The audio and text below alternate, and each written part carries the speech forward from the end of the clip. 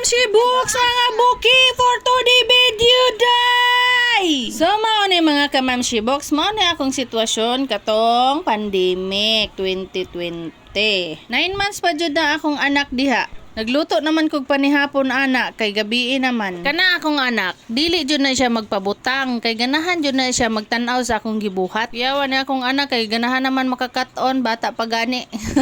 Sana all. Nang giagwanta na lang nako, sige na lang nako siya kugos while galuto ko. Sige lang kay kung magdako na di naman na magpakugos. Lahi naman ang makugos nila. Ni moron.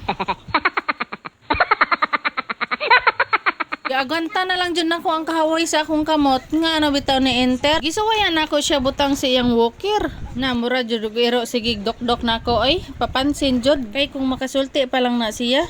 Ingon jud na siya nga mama sa kwata ko balik kay ganahan kung magtan-aw sa imong gibuhat. Paminawan yung mga Kamamshi Books.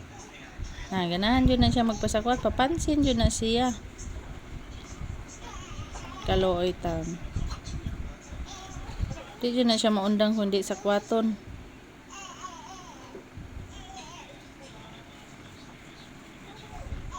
Last na lang na akong gibuhat mga Kamamshi. Nagkahulat lang be kay last na lang ni kay gutom na akong bitok.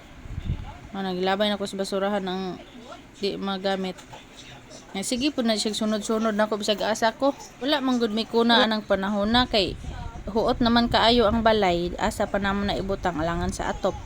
Kameraman po duha kay akong bana na narbaho man anang orasa. Ambot nga nung nagbidyo-bidyo man ko aning panahon na ay. Pero nalingaw kog tanaw ani balik-balik. Tanaw pod akong anak ing anak daw siya sang baby. Ngano daw wala siya ka play-play. Saon taman kay pandemic maning panahon na. Salamat jud sa Ginoo kay nakasurvive ta.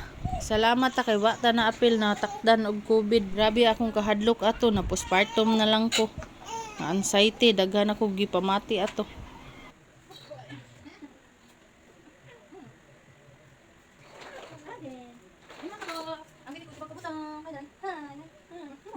Naa pa jud ni part 2 sige bye.